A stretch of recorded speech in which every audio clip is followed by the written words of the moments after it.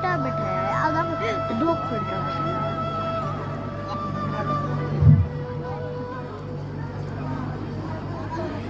Kosi public school के 22वें वार्षिकोत्सव समारोह में उपस्थित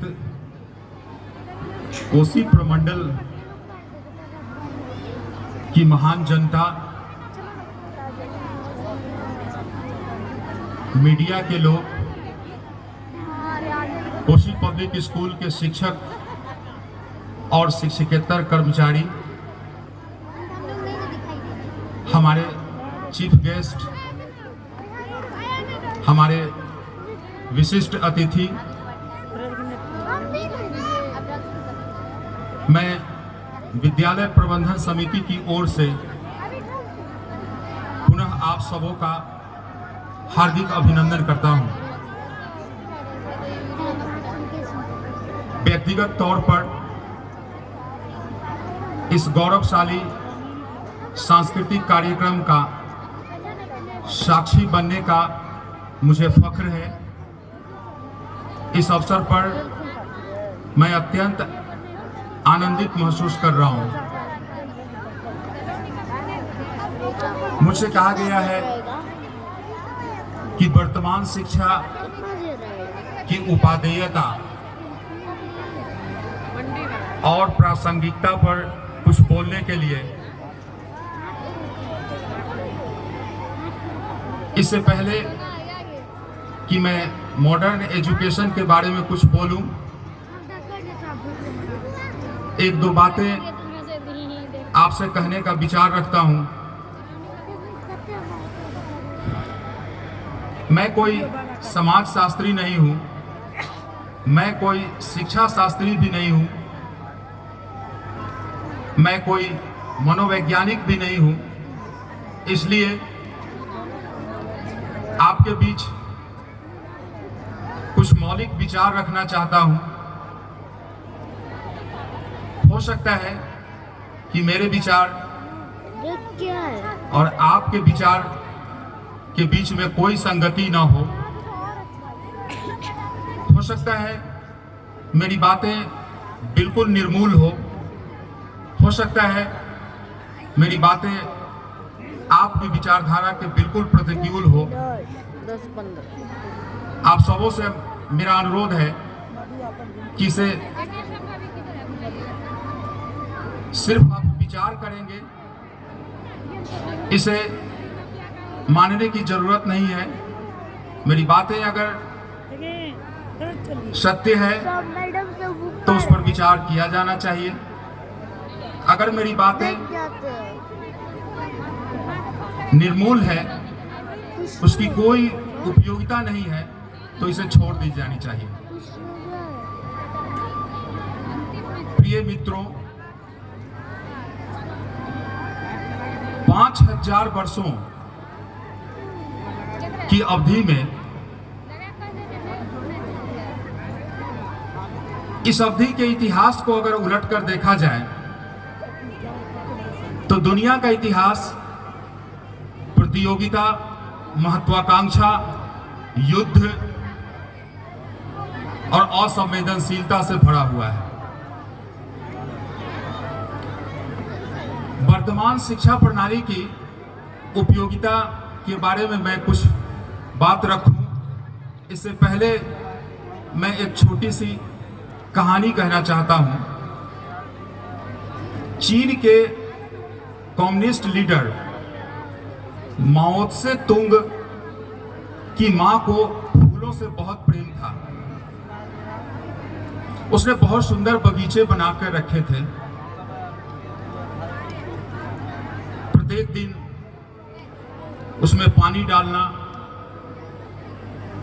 उसकी देखभाल करना, यही उसकी दिनचर्या थी। संयोग से एक बार माओ त्से तुंग की मां बहुत बीमार पड़ गई, तो उसने बागों में जो फूल हैं, पेड़ पौधे हैं, उसकी देखभाल की जिम्मेवारी उसने माओ पर छोड़ दी। कुछ दिनों के बाद जब माओ से तुंग की मां स्वस्थ हुई तो पूछा गया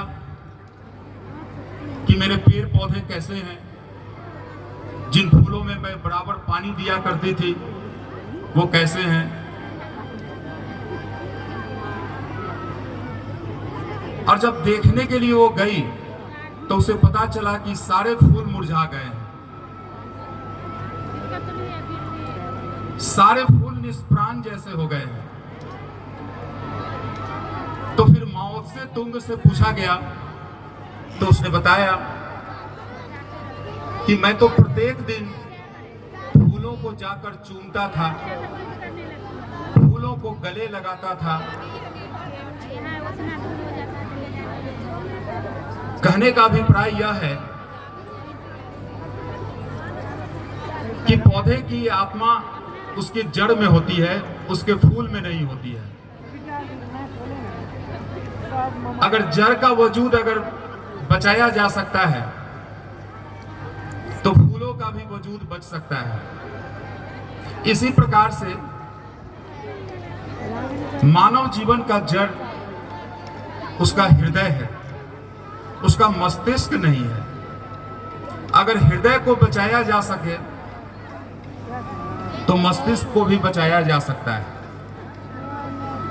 विगत 5000 वर्षों के अंदर में इस दुनिया में 15,000 युद्ध हुए हैं। आप कल्पना करें कि प्रत्येक वर्ष 5 युद्ध हुए हैं। ये युद्ध कहां से आते हैं? दुनिया में युद्ध क्यों होता है? एक तरफ विद्यालय पर विद्यालय खुलते जा रहे हैं, दूसरी ओर दुनिया में 5000 वर्षों में 15,000 युद्ध किए गए।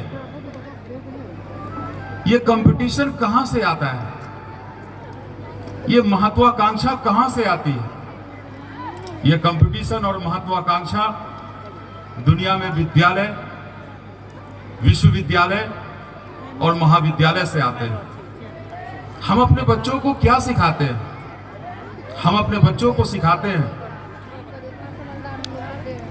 कि जो तुमसे आगे चल रहा है उसे पीछे करो। हम एक तरफ बच्चों को कंपटीशन सिखाते और जब वही बच्चा, वही आदमी बड़ा होकर एक दूसरे को पीछे धकेलते धकेलते धकेलते जब राष्ट्रपति बन जाता है तो फिर हम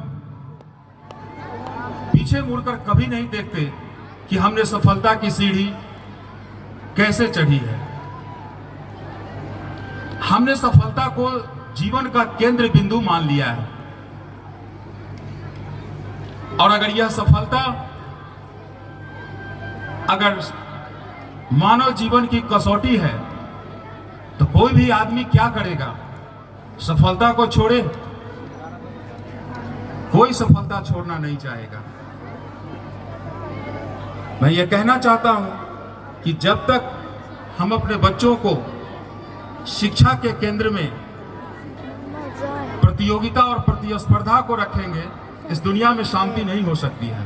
कितना और बचा है? ये डिस्ट्रक्टिव एजुकेशन जिसके कारण दुनिया में इतनी असंवेदनशीलता बढ़ती जा रही है, इससे मनुष्य का उद्धार नहीं हो सकता है। मनुष्य का उद्धार हो सकता है जब शिक्षा के केंद्र में प्रेम हो। हम बच्चों को प्रेम करना सिखाएं, हम बच्चों को कंपटीशन न सिखाएं।